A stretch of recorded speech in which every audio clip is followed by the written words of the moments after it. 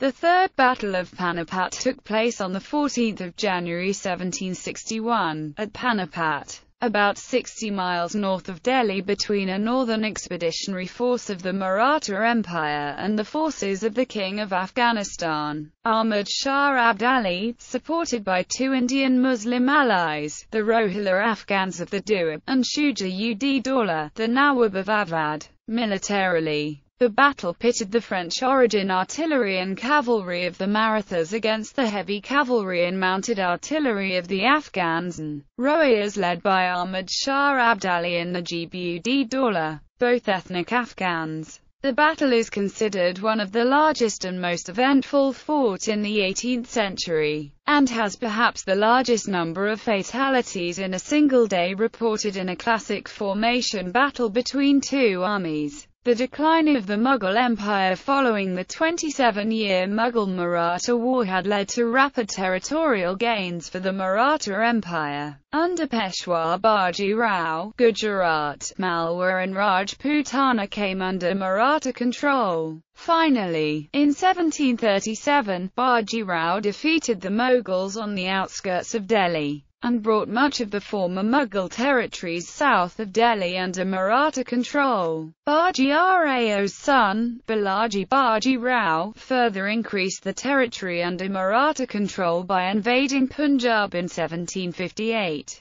This brought the Marathas into direct confrontation with the Durrani Empire of Ahmad Shah Abdali. In 1759 he raised an army from the Pashtun tribes and Baloch tribes and made several gains against the smaller Maratha garrisons in Punjab. He then joined with his Indian allies, the Rohilla Afghans of the Gangetic Doab, forming a broad coalition against the Marathas. The Marathas, under the command of Sadashiv Rao, responded by gathering an army of between 45,000–60,000, which was accompanied by roughly 200,000 non-combatants, a number of whom were pilgrims desirous of making pilgrimages to Hindu holy sites in northern India. The Marathas started their northward journey from Patjor on 14 March 1760. Both sides tried to get the Nawab of Awadh, Shuja-ud-Daula, into their camp. By late July, Shuja-ud-Daula made the decision to join the Afghan Rohilla coalition, preferring to join what was perceived as the Army of Islam. This was strategically a major loss for the Marathas, since Shuja provided much-needed finances for the long Afghan stay in North India. It is doubtful whether the Afghan Rohilla coalition would have the means to continue their conflict with the Marathas without Shuja's support. The slow-moving Maratha camp finally reached Delhi on 1 August 1760, and took the city the next day. There followed a series of skirmishes along the banks of the river Yamuna, and a battle at Kunjpura, which the Marathas won against an Afghan garrison of about 15,000. However, Abdali daringly crossed the river Yamuna on 25 October at Bapat, cutting off the Maratha camp from their base in Delhi. This eventually turned into a 2-month-long siege led by Abdali against the Marathas in the town of Panipat.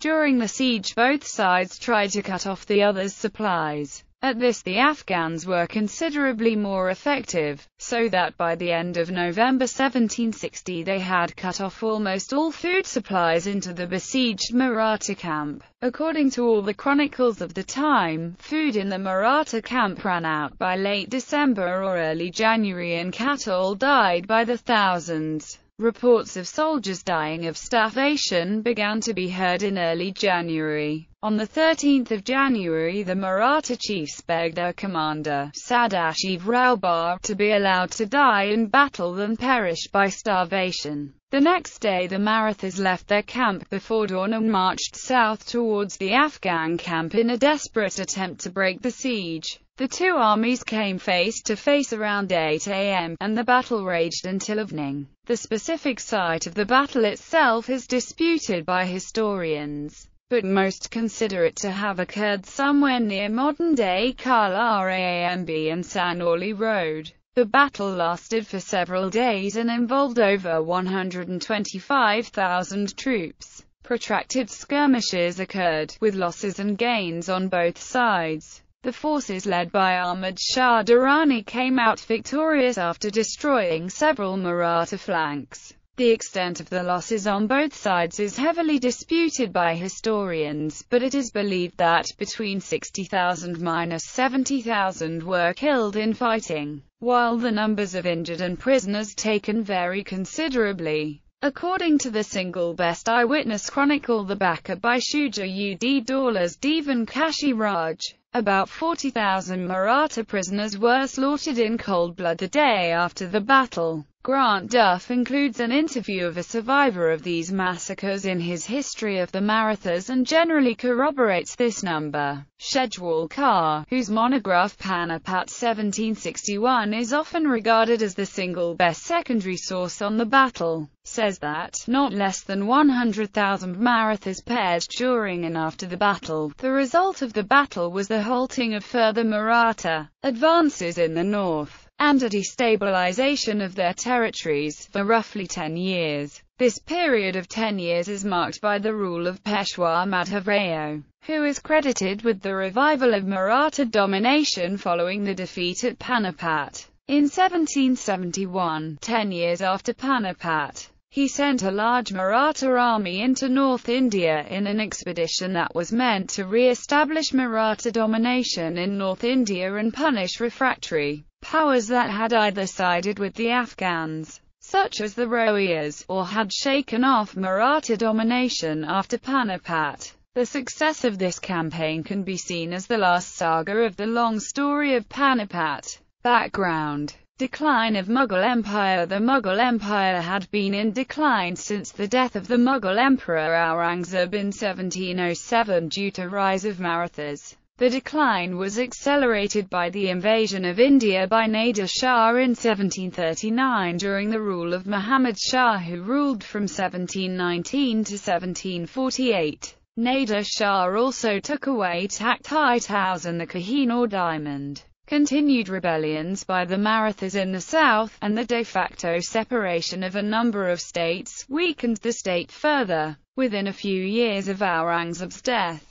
the Marathas had reversed all his territorial gains in the Deccan and had conquered almost all Mughal territory in central and northern India. Mughals had thus become just the titular heads of Delhi. At the same time, Punjab saw frequent invasions by Ahmad Shah Abdali. The great Punjabi poet Baba Waris Shah said of the situation, "Khada Pita Waidar, Baki Ahmad Shahidar, we have nothing with us except what we eat and wear, all other things are for Ahmad Shah." Abdali appointed his son, Timur Shah Durrani, as his governor in Punjab and Kashmir. In 1758, the Maratha Empire's Gen. Raghunath Rao marched onwards, attacked and conquered Lahore and Peshawar and drove out Timur Shah Durrani. Lahore, Multan, Kashmir and other subas on the south and eastern side of Peshawar were under the Maratha rule for the most part. In Punjab and Kashmir, the Marathas were now major players.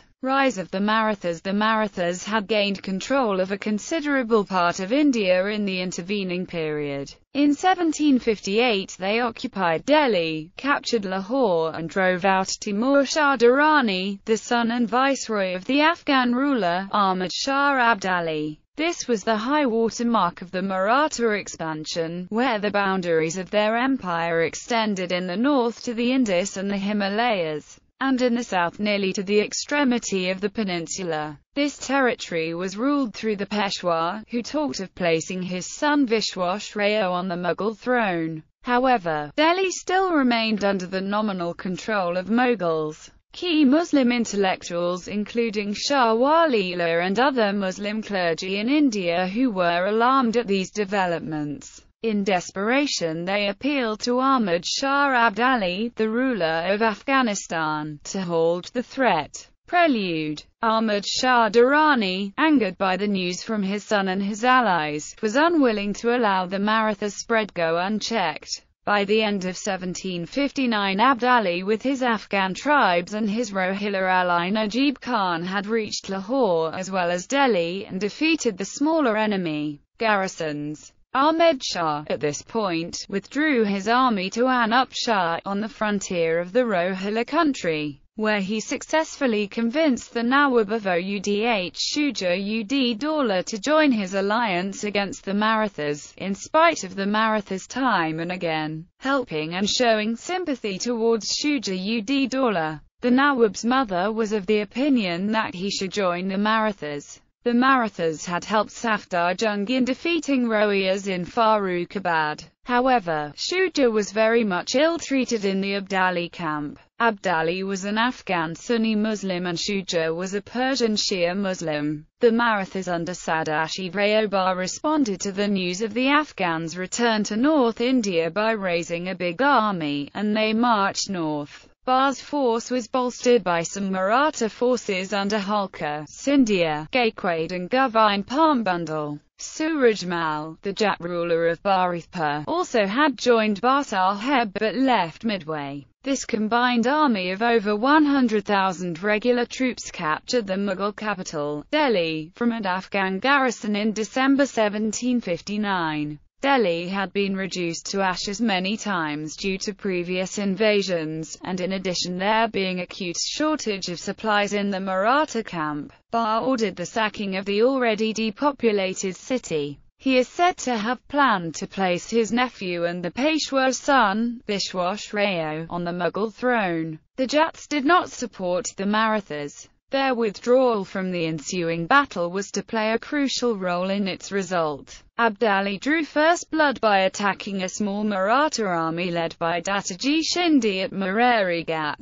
Dataji fought with characteristic Maratha valor but was soon defeated and killed by Abdali's troops. Initial skirmishes with both sides poised for battle. There followed much maneuvering, with skirmishes between the two armies fought at Karnal and Kunjpura. Kunjpura, on the banks of the Yamuna River 60 miles to the north of Delhi, was stormed by the Marathas and the whole Afghan garrison was killed or enslaved. Marathas achieved a rather easy victory at Kunjpura, although there was a substantial army posted there. Some of Abdali's best generals were killed. Ahmad Shah was encamped on the left bank of the Yamuna River, which was swollen by rains, and was powerless to aid the garrison. The massacre of the Kunjpura garrison, within sight of the Durrani camp, exasperated him to such an extent that he ordered crossing of the river at all costs. Ahmad Shah and his allies on 17 October 1760 broke up from Shahdara, marching south. Taking a calculated risk, Abdali plunged into the river, followed by his bodyguards and troops. Between 23 and 25 October they were able to cross at Bapat, as a man from the village, in exchange for money, showed Abdali a way through Yamuna, from where the river could be crossed, unopposed by the Marathas who were still preoccupied with the sacking of Kunjpura. After the Marathas failed to prevent Abdali's forces from crossing the Yamuna River, they set up defensive works in the ground near Panipat,